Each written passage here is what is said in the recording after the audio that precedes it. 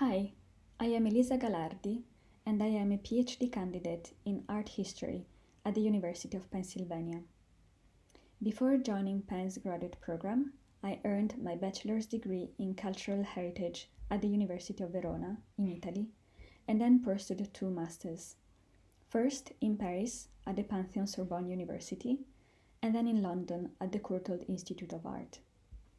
Last academic year, I was the Alison Friends Fellow at the Gennadios Library in Athens. My PhD project is titled The Relief Icon in Byzantium and studies, as the title suggests, Byzantine icons in relief from the post-iconoclastic period, 900 to 1500. Relief icons were ubiquitous in Byzantium, both in the private and in the public sphere. They were impressed on miniature seals and worked on gems. They were carved in monumental marbles and wood, or in smaller format in steatite and ivory, and were molded in ceramic and bronze. Despite their significant presence in the material record, however, studies on the icon have largely privileged the painted sacred image, to such a degree that over time, Byzantine icon has become synonymous with the medium of paint. A study of the holy portraits in relief can thus enrich our understanding of the Byzantine icon in particular and Byzantine imagery more broadly. The relief icon, moreover, invites to reframe present narratives on the formation of the sculptural tradition in Christian contexts. Byzantium, following the second biblical commandment prohibiting the worship of idols, is said to have ceased to produce statues after late antiquity. The ontological ambiguity of the relief, however, existing in between 2 and 3 dimensions, in between the arts of painting and sculpture, prompts a reframing of the question of the lack of statuary in the Orthodox Christian world. My dissertation thus contributes to an important chapter in the history of the sculptural form. My analysis takes into consideration relief icons across materials and sizes, an ambitious undertaking that requires visits to museums and churches throughout Europe and in North America. By accounting for this range, I can uncover the complexity of the relief icon and the ways in which the technique could meaningfully engage with theology and respond to devotional practices.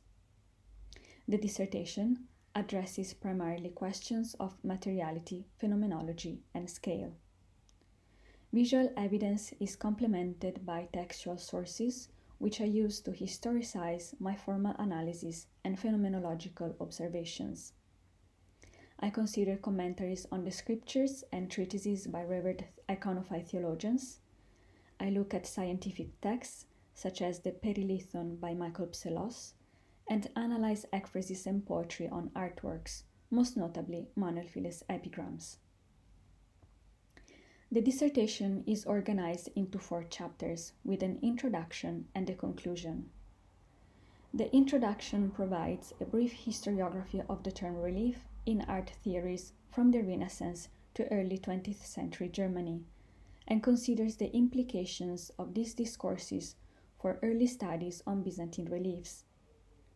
The 4 chapters that form the core of the dissertation are each dedicated to a fundamental feature of the icon as described in Byzantine theological and literary sources, namely matter, form, color, and shadow. Chapters 2 and 3 on matter and form reconcile and complicate the relation among the icon's materiality, devotional practices, and theology. I examine how the connotations of materials could contribute to the apprehension of the holy portrait by virtue of their properties. Through a case study of sacred imagery in ivory and steatite, I then explore how form, the only venerable dimension of the icon according to theology, could be expressed in different substances according to their affordances. Chapters 4 and 5 turn to color and shadow. A close reading of epigrams and ekphrasis addressing works of art allows me to explore the significance of polychromy, natural polychromy, and applied polychromy in the making of a likeness.